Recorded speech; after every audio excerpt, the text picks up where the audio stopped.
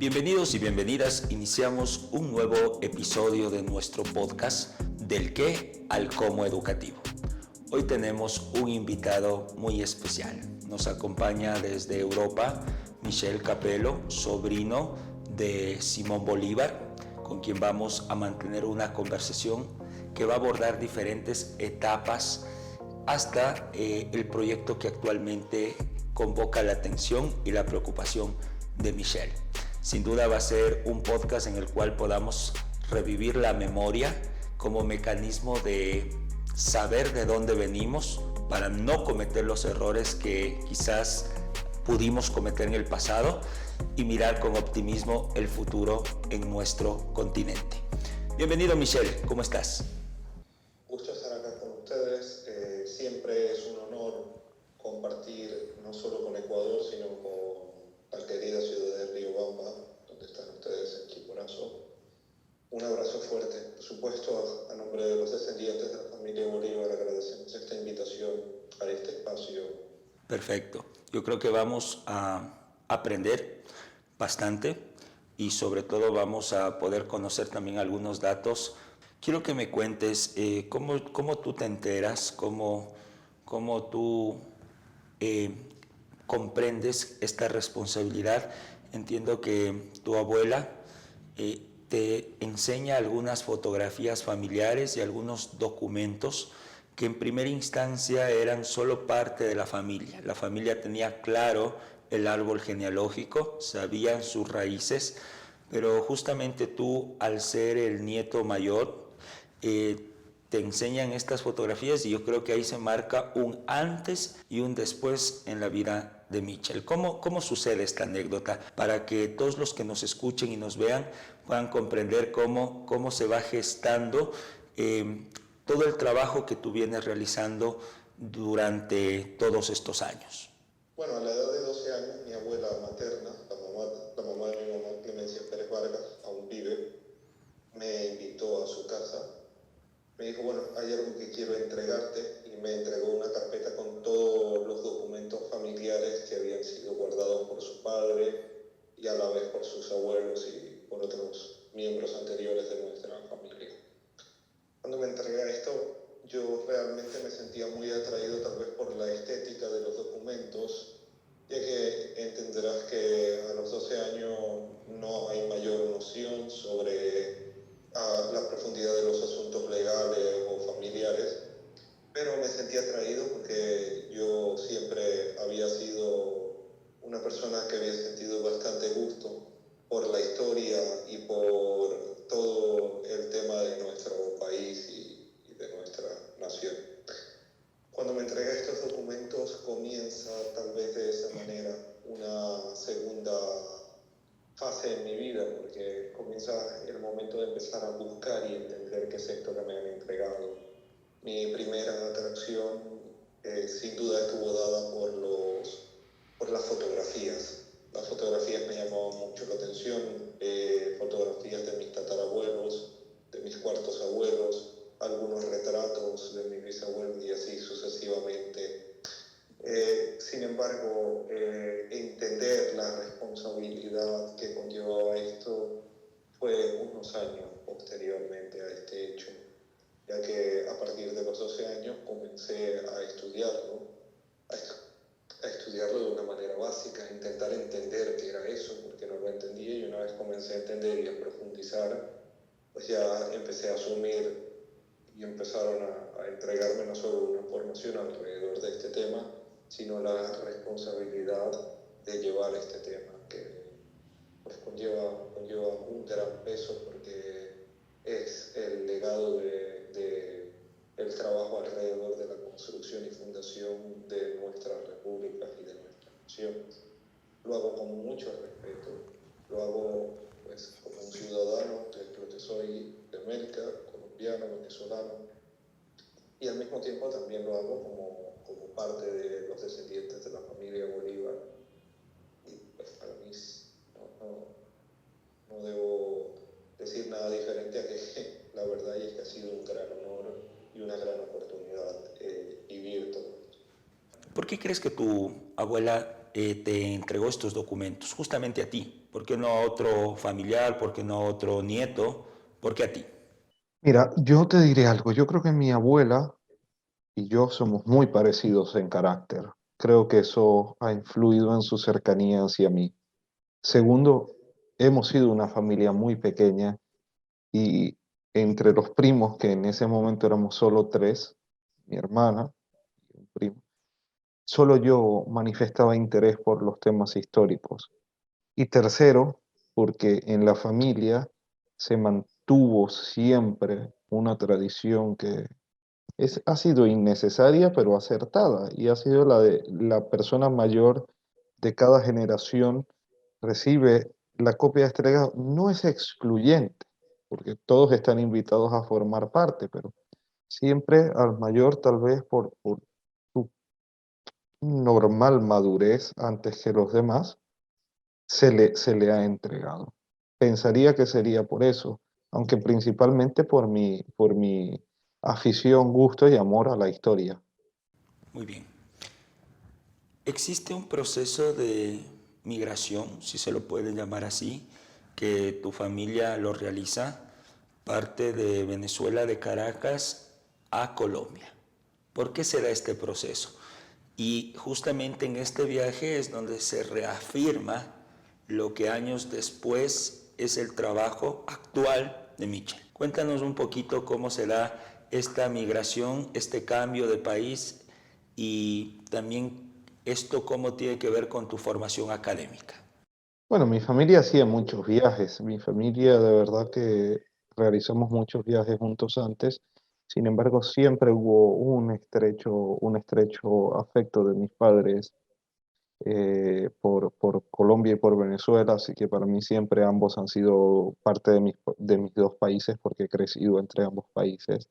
Y en el viaje del cual tú hablas fue un viaje en el cual fuimos a Colombia para hacer mi carrera, para estudiar mi carrera universitaria, ya que mis padres estaban de acuerdo en que habían decidido pues que sería tal vez para ellos un poco más conveniente que estudiara allá.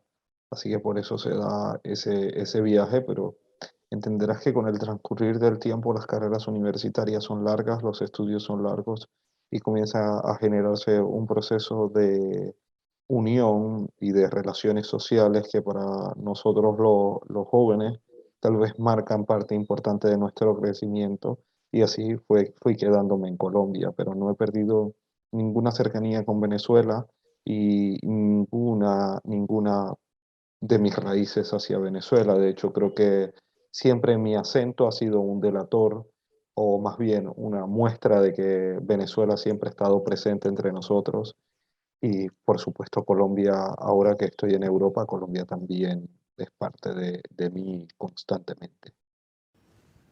¿Qué decidiste estudiar cuando fuiste a Colombia? Bueno, yo realmente decidí estudiar relaciones internacionales.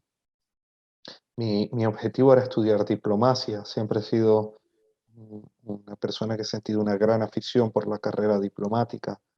Sin embargo, creo que para poder estudiar diplomacia, o en aquel momento consideraba que para poder estudiar diplomacia había que entender lo que yo denomino las reglas del juego. Y las reglas del juego es el derecho y todo este marco legislativo, no solo nacional, sino internacional y regional. Al mismo tiempo de haber estudiado derecho, ya yo había hecho una carrera de canto. Fíjate, es un poco aislado lo uno del otro, pero yo había hecho una carrera de canto lírico, que fue mi primera carrera. Luego voy a la Facultad de Derecho, estudio Derecho, me intereso muchísimo por el asunto internacional y ahora estoy preparándome para ir a Suiza a estudiar Relaciones Internacionales y Diplomacia, que es lo que espero para un futuro corto. Hay un profesor que marca realmente mucho del norte, ¿no? Que orienta. Yo siempre converso con profesores aquí en Ecuador y creemos que somos el resultado de profesores que han impactado nuestra vida. Yo creo que hay un profesor que impacta determinantemente tu vida, tu forma de ver eh, el peso del apellido Bolívar que recaía sobre tus hombros, y que todo es una concatenación. Tu abuela te entrega estos documentos a los 12 años, hay un viaje a Colombia que tiene que ver con tu formación académica y encuentras a un profesor en Colombia, en la Universidad de La Sabana. Cuéntanos quién era ese profesor y cómo se dan estas conversaciones y en qué aporta a lo que actualmente es el proyecto que nos vas a comentar más adelante, Michel. Bueno, sería de verdad bastante oportuno mencionar la imagen de este profesor, el decano de filosofía de la facultad de la universidad que ya has mencionado. En mi paso por esa universidad le conocí a él, el doctor Bogdan Piotrowski, una persona a quien envío un saludo donde esté y pues mi respeto. Él de hecho es la persona que hace, por así decirlo, el enlace entre la familia Bolívar y la familia Santander, lo cual propicia un encuentro que dentro de 2 meses cumpliremos 10 años de ese encuentro. Fue el encuentro Santander-Bolívar, después de 181 años de no encontrarse descendientes de ambas familias. Por primera vez se invita a un descendiente de la familia Bolívar a la hacienda del general Santander, a la hacienda del Cerro, en la ciudad de Bogotá. Y ahí pues estuvimos presentes por parte de la familia Bolívar, Cecilia Fernández Palini, descendiente del general Santander, y estuve yo como miembro de la familia Bolívar, ella tataranieta y yo miembro de la séptima generación. Fue de verdad muy interesante, contó con la asistencia de grandes personalidades en aquel momento y en cierta manera ya en conversaciones con mi madre y con mi abuela habríamos concertado que comenzara ya a ser el inicio de mis apariciones en eventos públicos, dado que hasta antes de ese año seguía siendo menor de edad. Entonces ya una vez cumplí, eso fue a las 2 semanas de cumplir 18 años, una vez ya tenía 18 años, comencé ya mi aparición en diferentes eventos. Esto luego llevó a muchas otras cosas y tuvo un impacto solo de posible visibilidad con el tiempo, pero fue un impacto histórico de gran importancia lograr ese acercamiento, porque no solo era un acercamiento entre nosotros, sino un acercamiento entre ambos ideales y entre ambas familias, que en ese momento nosotros somos simplemente las representaciones, pero lo importante es lo que hay detrás de nosotros, de los legados históricos que ambos llevábamos. Así que pues sí, la participación del Dr. Bogdan siempre será recordada para nosotros con mucho respeto y con un gran afecto, pero al mismo tiempo hay que recordar muchos otros docentes que hicieron parte de mi formación y que hicieron parte de la consolidación de las labores de la familia Bolívar y del legado. Entre ellos, bueno, el doctor Hernán Olano García, un gran académico, miembro del cuerpo de noblezas y una persona extraordinaria. Mi paso por la Universidad de La Sabana estuvo llena de grandes profesores y amigos, de verdad, una educación esmerada en cada uno de las áreas. Eh, Mi educación académica, por supuesto, secundaria, yo también debo mucho a mis docentes. Yo creo que sin duda alguna, la base de la educación es el hogar, pero los profesores influyen mucho en las ideas y en la formación de nosotros. Así que aprovecho para enviar un abrazo a todos mis profesores que han hecho parte de mi formación y de mi crecimiento, no solo en aquel momento, sino hasta ahora, porque sigo manteniendo contacto con muchos de ellos, con muchos de ellos. ¿Qué recuerdas de este encuentro? Eh, Tú eras menor de edad, era un reencuentro histórico que convocaba la atención mediática. ¿Qué recuerdas? Un encuentro muy interesante. Recuerdo que mira, de verdad que personas muy interesantes. Estaba en aquel momento las viudas de dos presidentes de la República de Colombia, dos mujeres muy interesantes. Estaba el presidente de la Sociedad Bolivariana en aquel momento, estaba varios embajadores y ex embajadores, estaba algún exministro también presente, todos académicos y todos amantes de la historia y deseosos de poder construir y dejar algo para nuestro futuro. Así que lo recuerdo como algo un poco temeroso, por supuesto. Tendría yo 18 años y pues enfrentarme por primera vez a dar un discurso en público no era nada sencillo a esa edad. Pero pues lo asumí con mucha serenidad y con la responsabilidad que llevaba el caso. Además, ya durante varios años antes me habían estado preparando para ese momento, así que muy interesante. La verdad me gustaría tal vez volverlo a vivir, pero con esta edad y en este momento, quién sabe, quizás como lo hubiera visto. ¿Tu discurso de qué trató?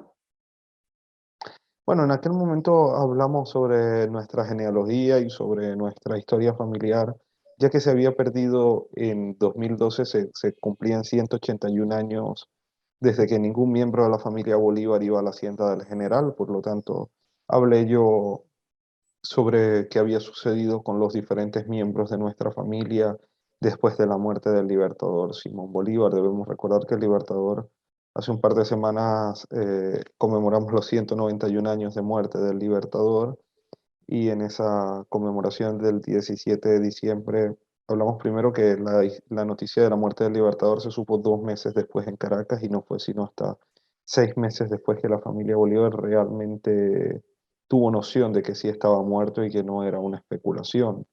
Hacia 1847, me parece, 42, 40, entre 42 y 47, es que en esa década se hace toda la repatriación de los restos del Libertador desde Santa Marta hacia Caracas, y pues la familia es donde nuevamente puede dar una sepultura a Simón Bolívar y puede darse un funeral de Estado y un tratamiento realmente a la altura de la obra de Simón Bolívar.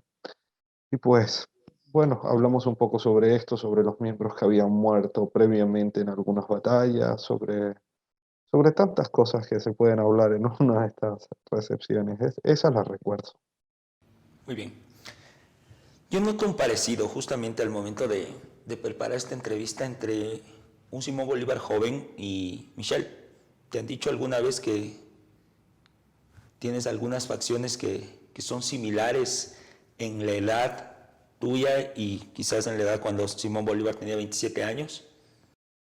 Bueno, muchas cosas me dicen constantemente, pero yo intento no pensar en eso porque eso son casualidades o cosas del azar. Lo realmente importante es que podamos reconstruir unas patrias, unas naciones, unas repúblicas grandes, y que podamos trabajar por lo que debería ser el ideal bolivariano y el ideal de libertad en el siglo XXI. Respondo a tu pregunta, sí. De hecho, una de las anécdotas que a mí en lo personal me genera un poco de gracia, no, no lo tomo muy en serio, pero cuando llegué la primera vez a la Sociedad Bolivariana de Colombia, una de las miembros de la Sociedad Bolivariana dijo que yo tenía 18 años, y dijo que quién era ese joven que se parecía tanto al Libertador a los 18 años. Nadie sabía quién era yo más que el presidente que me había invitado en aquel momento. Y pues cuando en el discurso dijeron que era yo descendiente de la familia, pues toda esta gente se acercó diciendo que le asombraba porque ya habían dicho antes que me parecía al retrato de 1802, me parece que es. Bueno, el de 1802 fue en Europa, creo que era 1799, el primer retrato de aquel Bolívar joven de esa edad. Además que yo casualmente, porque no puedes preparar estas cosas ni nada, yo he tenido tenía el pelo un poco más, tal vez por el frío de Bogotá y la humedad, un poco así como esponjoso y un poco más largo que ahora. Y luego sí, con los años mirando la foto y ya mirándolo no un poco subjetivo, sino objetivamente, ya no con el mismo rostro, yo después sí que me parece que sí hay como alguna especie de aire por allí, pero pues no pienso en esas cosas, no es como que me siente yo a mirar mis fotos a ver si me parezco a uno o al otro, no lo hago, e intento no escucharlo porque creo que son juicios de valor subjetivos, así que pues no pienso mucho en eso, pero hombre, si tú lo dices, pues quizás haya alguna semejanza sí que pueden haber en semejanzas azarosas y casuales, porque no es que las haya decidido yo, pero bueno, yo creo que muchas cosas han sucedido que tal vez guarden alguna semejanza. Perfecto. ¿Por qué estás en Europa? Eh, ¿Acaso quieres trazar muchas de las rutas que hizo Simón Bolívar? ¿Cuál es la intención de estar en Europa? Yo principalmente he estado recorriendo las rutas que ha hecho el Libertador y la parte de historia que hay del Libertador en Europa. Debemos entender que Simón Bolívar también pasó varios periodos en Europa y Europa fue crucial y decisiva para forjar su carácter y lo que fue su historia. Primero, en su primera estadía con el Marqués de Ustari, eh, disfrutando de la biblioteca del Marqués y recibiendo una esmerada educación.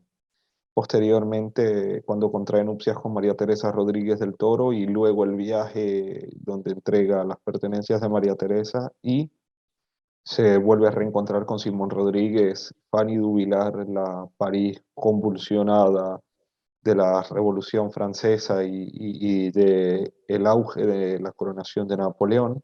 Posteriormente viene Italia, el juramento en el Monte Sacro.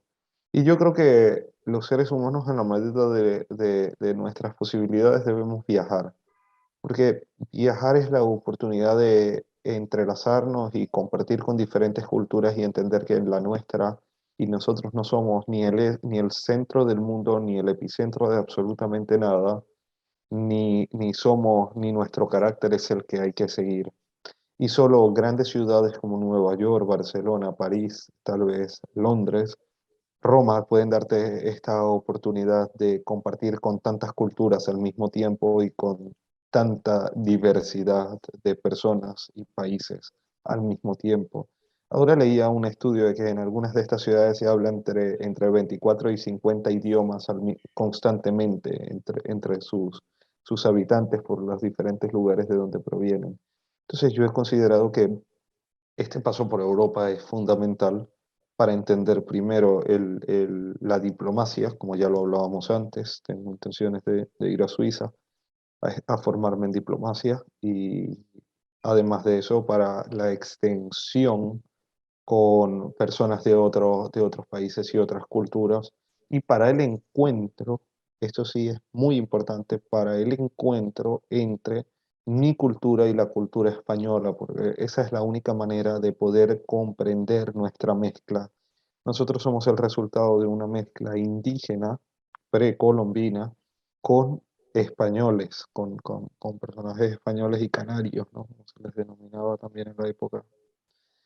Al mismo tiempo hay que sumar toda la migración o todos los africanos que vinieron, que pues, generalmente salían de Cabo Verde, pero venían de otras partes del África y eran llevados a América. Todo eso, entender todas estas razas, nos da la posibilidad de comprender quiénes somos, dónde estamos y qué es lo que realmente nos construye y a qué se debe nuestro actuar. Así que yo considero que uno de los mejores lugares en este momento y en este periodo de tiempo-espacio es Europa en mi formación y en mi búsqueda personal y profesional. ¿Tú crees que los latinoamericanos sabemos en dónde estamos y hacia dónde vamos? Bueno, al hablar de Latinoamérica, debemos entender que Latinoamérica son todos los países de América que tienen una lengua de origen latín, Latinoamérica. También está Iberoamérica, que son los países iberoamericanos, esta parte de la península ibérica y América. Entonces, y están los países hispanoamericanos que venían de Hispania, es decir, de España. Entonces, es muy amplio hablar de Latinoamérica, tal vez. Y más bien me centraré en los países bolivarianos, en los 6 países, ¿no? En estos países bolivarianos, yo sería muy eh, osado decir que no saben dónde están porque somos muchos millones de habitantes, ¿no? Pero por supuesto que habrá personas que saben cómo va el crecimiento, pero yo creo que en general hay un desconocimiento de nuestros pueblos hacia dónde está transitando nuestra América y hacia dónde está yendo el futuro nuestro. Estamos muy concentrados en el desarrollo local y en el desarrollo regional de nuestras regiones dentro de los países y no estamos concentrados en el crecimiento y desarrollo de América Latina, allí sí completa, y de América interactuando con Norteamérica, con Asia, con Europa. No estamos viendo esa integración y por lo tanto no estamos comprendiendo por qué se dan los fenómenos desde los más pequeños hasta los más grandes en nuestros lugares. Entonces, hay personas que dicen no manifestar importancia por esto, pero mira, los campesinos luego se alteran el valor de sus cosechas por los tratados de libre comercio. Las zonas francas alteran los impuestos sobre las entradas de mercancías e inmediatamente, para bien o para mal, vemos afectado el desarrollo de nuestro crecimiento económico. Entonces, la educación, por supuesto, entran modelos internacionales, entran culturas diferentes a las nuestras y no estamos viendo el impacto en la educación. Por lo tanto, nos interese o no nos interese, lo comprendamos o no lo comprendamos, es nuestro deber entenderlo. Si no lo entendemos, no sabemos hacia dónde va América Latina, nuestra América bolivariana, no entenderemos hacia dónde va y dejaremos nuestro futuro en otras manos. Ahora bien, debemos resaltar que además de nuestro crecimiento local, debemos ver el crecimiento regional, porque el crecimiento regional es el que puede hacer una alianza entre naciones hermanas, tal y como lo ha hecho ya la Comunidad Europea, que nos permita de una manera real poder actuar entre nuestras naciones. Sé que se ha hecho parlamentos como el Parlamento Andino, que pues tiene la participación de algunos, pero necesitamos más injerencia y más aceptación de los países hacia estos convenios que se firman para poder, ¿por qué? Pues porque si no lo hacemos no vamos a subsistir en un futuro como naciones.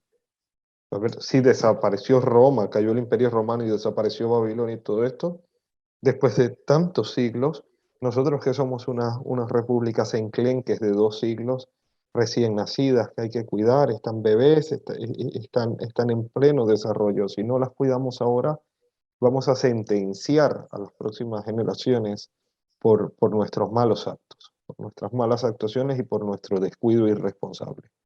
Por lo tanto, de verdad hay que dar una formación desde la escuela, desde la primaria a la secundaria, de la importancia primero de nuestras raíces. En las universidades hay que explicar dónde estamos, en los bachilleratos a dónde vamos. Y esto hay que entenderlo. El mundo es un mundo digital, globalizado, donde hay interacción mundial en pequeños márgenes de tiempo, casi imperceptibles, y pues eso ha de adaptarse a nuestra formación cotidiana. Por lo tanto, si hoy puedes desde Ecuador comprar un producto con solo darle un botón en Estados Unidos, en Europa o en Asia, puedes comprarlo y en 3 días, una semana está el producto contigo, pues si cambian los mercados, hombre, también ha de cambiar el desarrollo de las naciones, pero entonces seguimos impartiendo un modelo educativo o una formación educativa anterior a todo este boom de globalización. Nos estamos quedando atrás. Hay otros países ya lo están haciendo en sus modelos educativos, los niños, los jóvenes saben interactuar muy bien, pero yo creo que América del Sur no está explicando bien las consecuencias de la globalización y simplemente se está sometiendo a los resultados de la globalización. ¿A qué crees que será este proceso de falta de entendimiento por parte de los pueblos bolivarianos? Bueno, mira, la base de todos estos problemas es la corrupción. El gran cáncer de América es la corrupción. Estos modelos corruptos han hecho que se pierdan muchos procesos que hemos debido tener.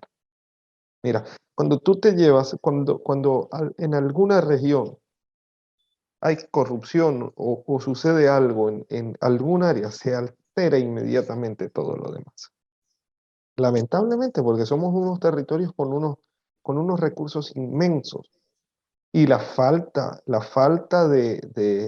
de deseo por un crecimiento social conjunto, entendiendo que lo que sucede a los demás nos afecta a nosotros mismos. Y nosotros podemos, mira, podemos seguir creyendo a día de hoy que estamos creciendo, pero si no hay un crecimiento social en conjunto, lo que va a suceder es que cuando tú salgas de Ecuador y vengas a Europa o a Suiza o a cualquier lugar que quieras ir, te van a seguir pidiéndote una visa.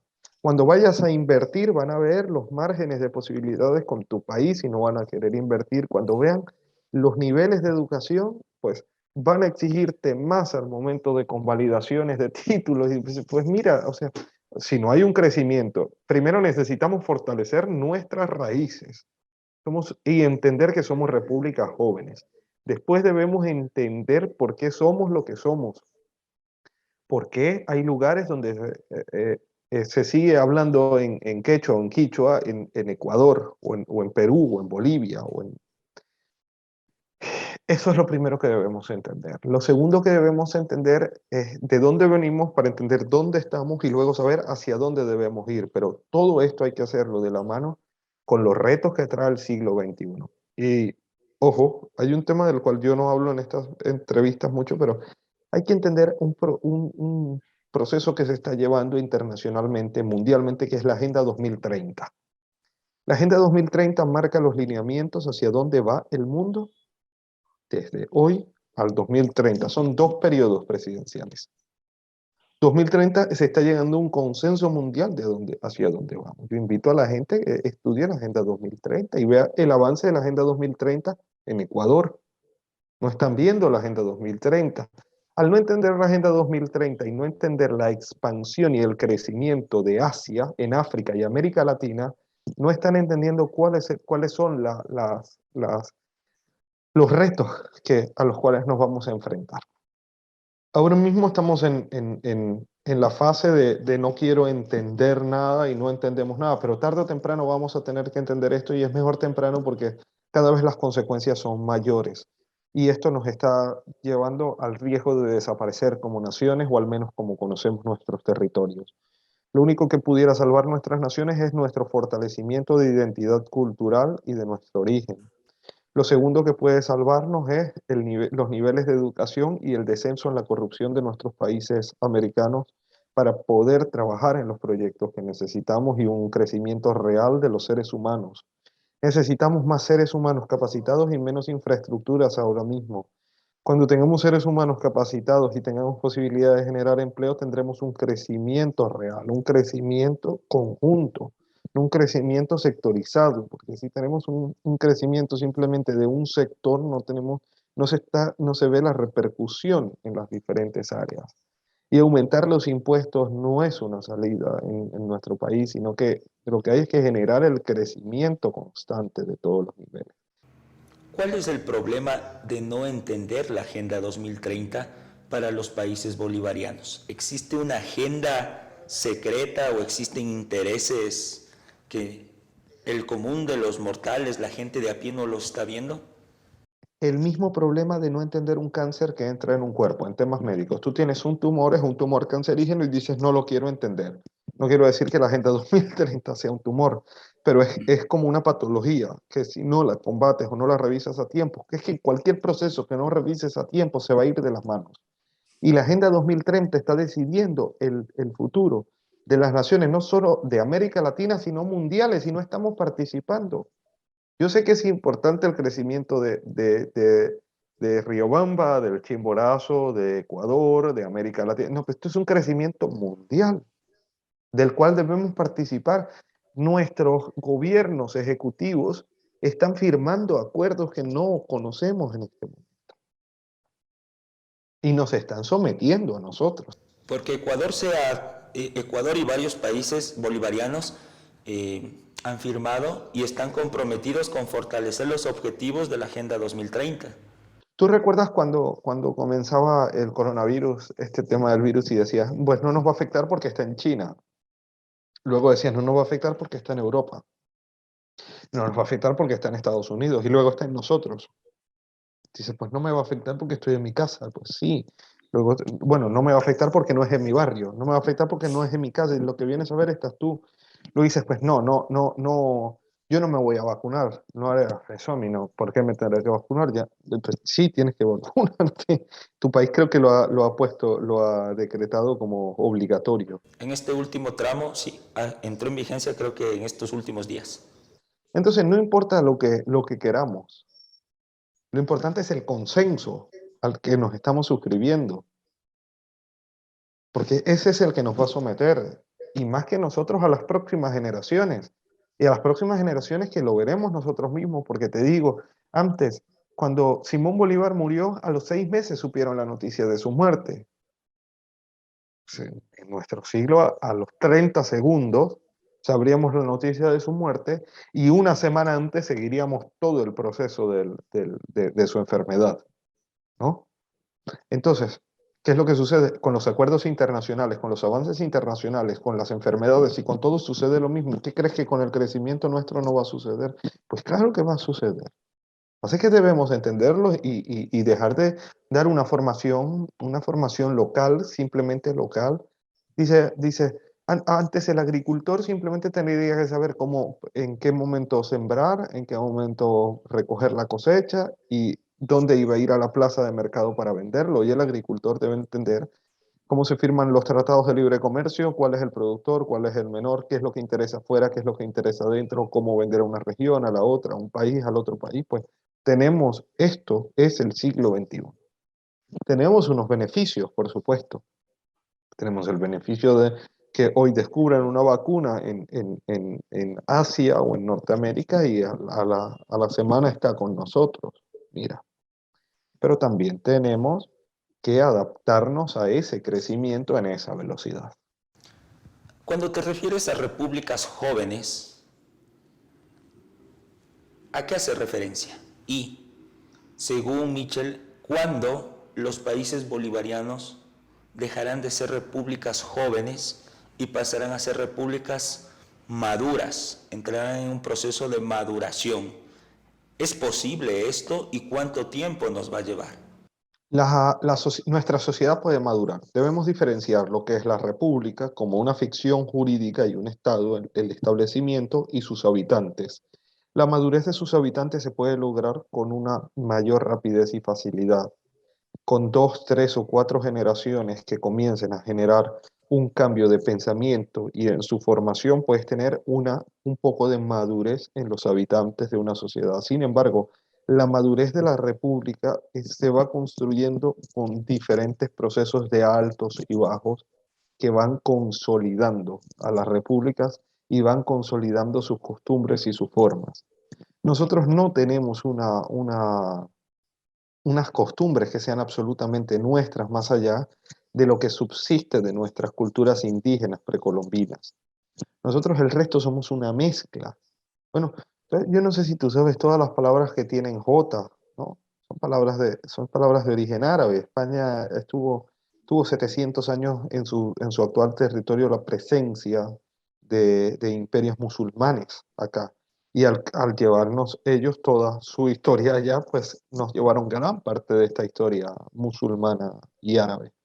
Musulmán es el practicante del Islam y árabe es miembro de los territorios geográficamente árabes. Hago la salvedad porque es diferente. Entonces nosotros de este mundo árabe tenemos muchísimo, tanto en nuestro ADN como en nuestras formas. Bueno, tú irás a dormir a una almohada, que es una palabra árabe, y en el techo de tu casa habrán tejas, que es otra palabra árabe, y todas las palabras que tengan, generalmente las que vienen precedidas por el al, en su gran mayoría, y las que tienen J son de este origen. Entonces somos una mezcla, nosotros no somos la sociedad, los helénicos de la Hélade de Grecia, ni somos, ni tenemos 2000 años, simplemente tenemos 200 años, y en la medida de que dejemos de fantasear con la grandeza de nuestros países y nos pongamos las botas y los guantes y trabajemos, vamos a poder consolidar un estado más grande. Necesitamos medidas sociales, necesitamos estrategias sociales, necesitamos un poco más de igualdad. Ayer revisaba ese tema con asombro porque me mencionaban ese tema de la igualdad entre hombres y mujeres. Fíjate que Todavía me parece a mí increíble que siga existiendo diferencias por sexo, raza, educación, por creencias. O sea, eso habla del atraso de América. Mientras tú sigas estando en un lugar donde haya trabajo para hombres y para mujeres, o donde las preferencias sexuales estén bien o mal vistas, internas de la persona, suyas, autónomas, o donde los asuntos religiosos sigan siendo un motivo de guerra y de, pues hay atraso. No hay un crecimiento, no hay un ascenso ni evolución de los seres humanos. Afortunadamente, el crecimiento del siglo XXI no depende de nuestras regiones, porque nuestros niños y jóvenes están sometidos a modelos internacionales, en este caso. Ahora, lo que hay que ver es a qué modelos están sometidos, ¿no? ¿Cuáles son los modelos que están viendo? Pero los hijos de cualquiera de ustedes que estén pequeños, a ver, las caricaturas que ven no son ecuatorianas. No hablan ni del Chimborazo, ni de la Pachamama, ni del Taita Chimborazo, ni nada de esto. Entonces hay que ver a qué cultura a qué avance internacional se están sometiendo, pero con seguridad es otro diferente al nuestro. Esto va a traer unos retos y va a traer un poco de positivismo hacia ese crecimiento del avance de los seres humanos. Tú hablas de que los países bolivarianos tienen un mal llamado corrupción. Si revisamos la historia de estas repúblicas jóvenes, nacen corruptas. Claro, Simón Bolívar por eso decretó la pena de muerte a los corruptos. Es una página compleja de describir, oscura tal vez para algunos, pero mira, Simón Bolívar encontró que la pena de muerte era la única forma. Lo que pasa es que el que robe al Estado y el que robe los dineros públicos, la verdad, atenta contra todos. Atenta contra todos porque aquel que tome los dineros de la educación y los niños dejen de formarse, o aquel que tome los dineros de la alimentación y no llegue la comida, imagínate, tomar parte del presupuesto de alimentación.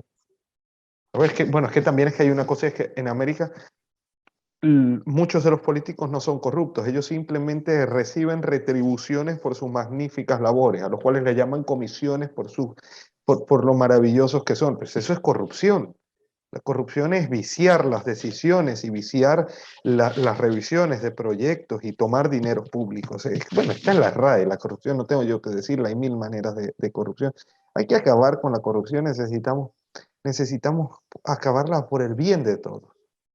Mira, cuando se pierde el dinero de la educación, el niño tiene que pasar frío en la escuela, entonces después se enferma, porque faltan 2 vidrios en la institución educativa, se enferma de gripe, entonces lo llevan al centro médico, entonces no hay medicinas en el centro, porque también se perdió ese dinero de allí. Entonces el niño, lo que era una gripe que se curaba con una acetaminofén, entonces en el centro médico no hay, se convierte en una neumonía. Fíjate, vamos con un ejemplo. Entonces dice, pero ¿por qué el padre no compró ese medicamento, una aspirina, cualquier cosa? Dice, bueno, porque el padre no tiene trabajo. ¿Y por qué no tiene trabajo? Dice, porque cerraron la fábrica. ¿Y por qué cerraron la fábrica? No, bueno, porque aumentaron los impuestos y la fábrica no podía producir. ¿Por qué los aumentaron? Porque hay un déficit. No dan los impuestos que hay que recaudar más para llenar el espacio de lo que han agarrado. Dice, pues hombre, extiende eso a toda América y en todos los campos y empieza a concatenar temas y te va a dar el resultado de la mayor maldición que ha tenido nuestra América, que ha sido el tomar los dineros públicos. ¿Tú crees que debería haber muerte para las personas corruptas? No, no, no, eso es algo arcaico, por favor. Las penas de muerte, por favor, no. Además, yo no soy juez, cada lugar tendrá que saber cuáles son las restricciones que tiene que tomar, pero no. Yo creo que el asesinato de un ser humano no es la... Pero, ¿y entonces qué tú nos sugieres? Porque nuestras repúblicas jóvenes nacen corruptas y fortalecen la corrupción durante 200 años. ¿Cuál es el rol de nuestra generación para parar esta corrupción? ¿Cómo la combatimos? Con educación en casa. El niño que en su casa escucha de sus padres que no debe agarrar lo que no es suyo y el niño al que se le da una educación ejemplar y se le da un llamado de atención cuando hace algo, es un niño que crece un poco más sano. Y dices, bueno, pero luego sale y comparte con otros niños. Pues sí, si los demás se hicieran lo mismo y explicaran lo mismo, pues no estarían cogiendo cosas, pero es que el viaje más largo del mundo comienza con el primer paso, el trabajo más grande del mundo comienza con el primer paso también, y el ladrón más grande del mundo o el corrupto más grande del mundo comienza con el primer paso. No creas que ese sentimiento de que puedo agarrar las cosas y no pasa nada viene de los millones que se toman del Estado. Eso viene seguramente desde el momento en el cual tomaron una camisa de un compañero y les gustó y decidieron no devolverlas y sus padres no dijeron nada. Y cuando vino a reclamar la mamá del otro niño, dijeron, pues no sabemos dónde está y no la hubiera prestado. Allí nace eso, en la casa, en la educación a nuestros hijos. Dice, pues si hay muchos que no lo hacen y muchos que, pues sí, somos, a lo mejor seremos menos. Yo creo que somos más. Yo creo que los corruptos y la gente que daña nuestras naciones son menos, pero están bien ubicados. Están ubicados donde tienen que estar. Y con uno solo que daña una cosa, ya se desencaja todo lo demás. Entonces, poco a poco hay que ir depurando nuestros sistemas, no con penas de muerte. Claro que eso es el siglo XIX. Estamos en el siglo XXI. Ese es el problema que tienen ahora, que quieren dar una visión de la historia del siglo XIX en el siglo XXI y pues es poco acertado. Es poco acertado porque ver con nuestros ojos un contexto de tiempo y espacio que no es el nuestro, pues no se acerca a la verdad, no se acerca a la razón coincidiendo con la realidad. Integración. ¿Tú crees que es posible una integración de los países bolivarianos o es una utopía? Ya lo planteaba Bolívar hace 200 años y el resultado fue, todos conocemos la historia, no se pudo hacer un proceso de integración. Europa, después de la creación de la Unión Europea, ha hecho unos programas educativos de movilidad, donde estudiantes de los países europeos se mueven a universidades de otros países y hacen intercambios para compartir con personas de todos los demás países. Esto ha dado como resultado que un 25% de la tasa de natalidad europea aproximadamente sea resultado de esos intercambios. Es decir, 1 de cada 4 estudiantes conoce a su pareja en el intercambio y es una pareja de otro país, lo cual está empezando a hacer que Europa sea un solo territorio. Es lo primero. Y lo segundo es que Europa está dejando de pensar como países autónomos con una sola moneda y sin fronteras y ha empezado ese proceso de integración. Por lo tanto, primero hay que empezar a debatir sobre este tema. Y segundo, hay que empezar a iniciar acciones en principio no serán bien vistas, porque es como una familia. En una familia no importa quién tenga más ni quién tenga menos. En una familia pues vamos todos juntos hacia adelante. Pues en un país también tenemos que dejar de pensar quién tiene más y quién tiene menos y unirnos por el bienestar. Y así desaparecerá nuestra generación que está atrás, que no entiende esto, y vendrá una nueva generación que no conciba un territorio que no esté junto. Por ejemplo, los jóvenes de 15, 16 años entenderás que no conciben lo que es utilizar un pasaporte dentro de Europa. Sin embargo, los abuelos de 80 años pues se les hace muy extraño poder viajar sin esas cosas, inclusive poder viajar. Entonces, pues poco a poco iremos haciendo un cambio de conciencia y nos iremos adaptando a los nuevos tiempos. ¿Qué te hace pensar que nuestra generación o que tu paso por este mundo puede afincar el proceso de integración? Esto ha sido siempre la idea y el sueño de los países bolivarianos. Integrarse, cooperar, mantener una economía conjunta que permita ser un bloque fuerte para el mundo, pero no lo hemos podido lograr. Nosotros no nos vamos a someter a nada que no sea acá. Pues, hombre, por eso se crean unos parlamentos donde hay representación de todas las regiones. Es como que en el Ecuador queramos dividir todas las provincias a día de hoy y todos los municipios y decir que cada municipio es independiente y que se necesita permiso para pasar al de al lado y que no puede haber intercambio entre unos y otros. Pues, a ver, es lo mismo, pero llevado a a la región. Y es necesario. El único inconveniente hacia la integración es el egoísmo de ciertos sectores que se niegan al crecimiento, se niegan a lo que nos va a suceder igual, porque mira, no importa si ellos no los hacen, a sus nietos les va a tocar hacerlo a las buenas o a las malas. Es que el avance del mundo es tal que es mejor que lo hagamos nosotros, ya que si seguimos dejando pasar tiempo, les va a tocar hacerlo a los que vengan sobre la marcha. Así que les va a tocar una integración de papel pegada con nada, pegada con aire. ¿Eso qué va a generar? Pues atrasos, problemas, falta de crecimiento. Todo esto te lo digo porque yo sí sueño y sigo creyendo que América es capaz de darse un futuro diferente. Y América sí es capaz de romper con las cadenas de sus diferentes opresiones. Tenemos hoy una opresión diferente, pues tenemos que trabajar por ella. Siempre habrán problemas, siempre se generarán nuevos problemas, pero ya los que tenemos son lo suficientemente viejos como para que no les demos paso y solución. Muy bien. Tienes un proyecto de vida y un proyecto también marcado por una temporalidad. ¿Dónde y cómo va a estar el proyecto que se ha planteado Mitchell en el 2030? ¿Cuál es este proyecto? ¿Cómo podemos generar un proceso de integración? ¿Cómo tú lo estás tratando de plasmar a nivel del mundo, ¿no? O sea, del mundo en torno a difundir no solo el legado de la familia Bolívar Palacios, sino también este proceso de integración y de apertura de Latinoamérica al mundo, de los países bolivarianos.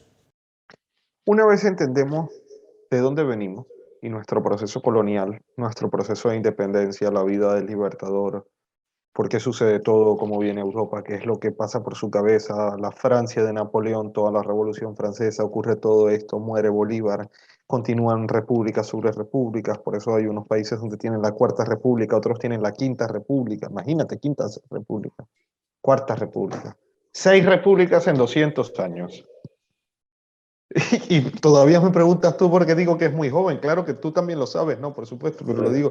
Todavía se pregunta la gente, ¿por qué es muy joven? Bueno, pregúntate tú, 6 repúblicas en 200 años. O sea, que es una sola república que ha estado en desarrollo. Más bien, fase 1, fase 2, fase 3, fase 4, fase 5, fase 6. Pero todas esas 6 repúblicas que son un solo proceso, que son resultado de aquella ruptura, nos llevará a algo. Cuando entendemos todo eso, entendemos que solamente nos puede ayudar el fortalecer nuestra cultura, pero fortalecer nuestra cultura no solo interna, sino externamente. En el mundo en el que estamos, si no nos conocen, no vamos a existir y necesitamos propagar quiénes somos. Los países lo hacen con asuntos económicos. Por ejemplo, en Ecuador está ProEcuador, que habla de Ecuador, de sus productos, de quiénes son, de todo. Pero yo propongo que lo hagamos con nuestra cultura y con nuestra historia. Dice, ¿pero qué impacto tendría eso? Bueno, pregúntate por qué de India tú no sabes lo que comen, pero conoces el Taj Mahal y conoces la ciudad de Agra y sabes que había Marajas, porque han propagado su cultura, que es lo que ha llevado luego a muchas otras cosas. ¿O por qué tú no sabes en qué parte geográfica de Italia está Roma, en el medio? ¿Por qué no sabes eso? Pero porque sí sabes que está el Coliseo Romano y sabes parte de su historia, aunque no sabes lo que producen en Roma. Pero no quiere decir que no lo utilices, que no lo consumas, porque eso lleva. Pues yo propongo que contemos nuestra historia de América, contemos quiénes somos, de dónde venimos, por qué somos así, por qué este es nuestro color de piel, por qué no somos negros, por qué no somos blancos, por qué unos sí son negros y otros sí son blancos, de dónde venimos, cuál es nuestra mezcla, cuál es nuestra raza. Nosotros somos una raza que tenemos muchísimo de todas las culturas. Imagínate, hemos cogido un poco de los árabes, hemos cogido un poco del África, hemos cogido un poco de Europa, hemos cogido un poco de nuestras tribus indígenas. En la parte del Pacífico hay mucho de la Polinesia también. Se han hecho estos estudios sobre las Islas de Pascua, la llegada a Perú de diferentes tribus que viajaban desde la Polinesia hace mucho más tiempo atrás, por supuesto, pero tenemos todo eso en nuestra. Entonces, explicar por qué nosotros somos lo que somos y por qué estamos donde estamos. ¿Y por qué dicen América Latina está atrasada? Pues no, a lo mejor Europa está atrasada porque nosotros estamos a un 60% en crecimiento de la rapidez mundial y Europa está a un 100%. Pero dice, sí, pero Europa cuántos cientos de años tiene consolidando esto. Y nosotros en 200, ¿cuánto hemos logrado? Es lo primero. Lo segundo es, nosotros tenemos 60 en alza y ellos 100 en baja. Entonces, hombre, si el futuro está en nuestras tierras, preparémonos a ver si para la próxima generación dejamos algo consolidado, ¿no? un mundo que nos favorezca, un mundo más, con más igualdad, con más equidad, con más justicia. Pero bueno, no es solo mi deber, somos todos los que debemos trabajar por esto. Yo te agradezco, Josué, a ti, a la red, a todos por esta amable entrevista. Yo sí creo en un Ecuador más estable. Recuerdo grandes amistades en Ecuador, hemos trabajado mucho con la asambleísta Patricia Núñez. Gracias a ella es que he conocido Chimborazo. Chimborazo, un lugar espectacular. Yo creo que Chimborazo debe invitar a muchísima reflexión, porque yo he entendido que Chimborazo alguna magia debe tener desde que vino toda aquella inspiración casi que divina al poema de Simón Bolívar, Mi delirio sobre el Chimborazo, que es el único poema de su autoría. Y es muy interesante, yo creo que los oyentes o quienes nos ven deberían primero ver la Agenda 2030, segundo hacia dónde va el mundo, tercero la diferencia entre colonización, colonia, república, nuestras repúblicas y a dónde vamos actualmente. Y luego ver, en el caso de los ecuatorianos, resaltar esta maravillosa obra que el próximo 13 de octubre conmemora sus 200 años. Yo espero estar allá en Riobamba para esa fecha, acompañando ese momento histórico. Además, Ecuador en el próximo 2022 celebra grandes fechas, el encuentro de Bolívar y San Martín, celebran también la batalla de Pichincha, Ayacucho ya está cercana también a su bicentenario, la entrada triunfal, el encuentro entre Bolívar y Manuela Sáenz, recordar a Manuela Sáenz, un ejemplo, ¿no? Entre las mujeres patriotas que estuvieron en las campañas libertadoras, importante resaltar la imagen de la mujer. Inclusive la República hasta trajo eso, fíjate. La independencia trajo hasta eso, hasta la participación de las mujeres, porque hubo muchas que no las dejaban, no las querían dejar participar en el campo de batalla, pero hay historias de mujeres, en Colombia hay una historia, ¿no? En Puente de Boyacá, si no me equivoco, un soldado que después de que le disparan le abren la camisa para ver y pues se dan cuenta que tenía senos, que era una mujer. Imagínate, mujeres disfrazadas de hombres, ¿no? Que Simona Amaya. Simona Amaya se llamaba. Que decía Simón Amaya, pero Simón Amaya, como lo decían rápido, era Simón Amaya. Si no me equivoco, fue ella la de esta historia, fabulosa esa historia, y muchas mujeres más. Otras apoyaban en los hospitales del campo de batalla. Manuela Sáenz ayudó al gran mariscal de Ayacucho también allí. Pues muchas historias. Espero que en algún momento tengamos una segunda parte para seguir conversando. Yo te agradezco mucho a ti, a todo tu equipo. Le envío un fuerte abrazo a Ecuador. Quiero mucho al Ecuador, sin duda alguna les quiero mucho. Hay una canción que siempre escucho, Mi lindo Ecuador. No sé si la habrás escuchado y pues siempre me hace recordar. Ahí les llevo en la mente y también en mi cariño. Muchas gracias. No les quito más tiempo. Muchas gracias, Michel. Realmente desde Ecuador también te queremos mucho y apoyamos toda la labor que estás cumpliendo de difundir el legado de la familia Bolívar Palacios, de ayudarnos a reencontrarnos con nuestros orígenes, con estas reflexiones válidas y profundas respecto a que somos una república joven y que nos enfrentamos todavía a grandes retos. El reto es la escuela local. No, ahora lamentablemente ahora los retos son internacionales o afortunadamente. Por un lado crece mucho, por el otro requiere mucho, pero lo vamos a lograr. Te acordarás que lo lograremos en algún momento. Vamos a crear una mejor generación. Completamente de acuerdo. Y cuenta con nosotros para ese sueño de integración de los países bolivarianos. Desde la Red Ecuatoriana de Pedagogía estamos comprometidos en difundir el legado del libertador, de Simón Bolívar, y cualquier acción que en este caso tú como representante de la Fundación de la Familia Bolívar Palacios, pues lo realices. Para cerrar, Dime. colonia, precolombino, colonia, colonización, república, proceso independentista, ¿no? 1400, antes de 1492, de 1492 a principios de 1800, del siglo XIX. Del siglo XIX al siglo XXI va otro periodo. Después ahí, ¿dónde estamos y hacia dónde vamos? Al entender todo eso, vamos a entender dónde estamos, y al entender el contexto internacional, vamos a entender qué es lo que debemos hacer, hacia dónde debemos ir. Eso es lo que hay que llevarse, entender eso y fortalecer la educación. Esa es la base de todo.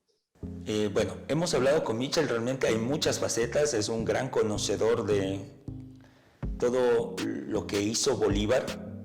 De hecho, está recorriendo muchas de las rutas, tanto en Latinoamérica como en Europa, que el Libertador la realizó. Te deseamos éxitos en ese recorrido, en ese proceso de profundización de la historia y también en tus estudios. Y creo que nos quedamos con que el mecanismo para poder mejorar nuestras sociedades y acabar con uno de los males que nos aquejan desde el nacimiento de nuestras repúblicas e inclusive antes, que es la corrupción, se cimenta en la educación. Si no mejoramos nuestros sistemas educativos, si no invertimos más en educación, es muy complejo que podamos mejorar como sociedad y que comprendamos la importancia de los procesos de integración, que podamos tener mayores análisis de lo que está sucediendo en la actualidad y hacia dónde está yendo la sociedad. Este ha sido el podcast del qué al cómo educativo. Hemos conversado sobre historia, hemos recordado pues muchas cosas que Simón Bolívar hizo para nuestros países, y nos quedan muchas otras cosas, muchas otras facetas que podríamos conversar con Michel, pero que serán en un próximo episodio. Las personas que vean este podcast, pues les enviamos un fuerte abrazo, y cualquier contacto lo pueden hacer por nuestras redes sociales. Muchas gracias.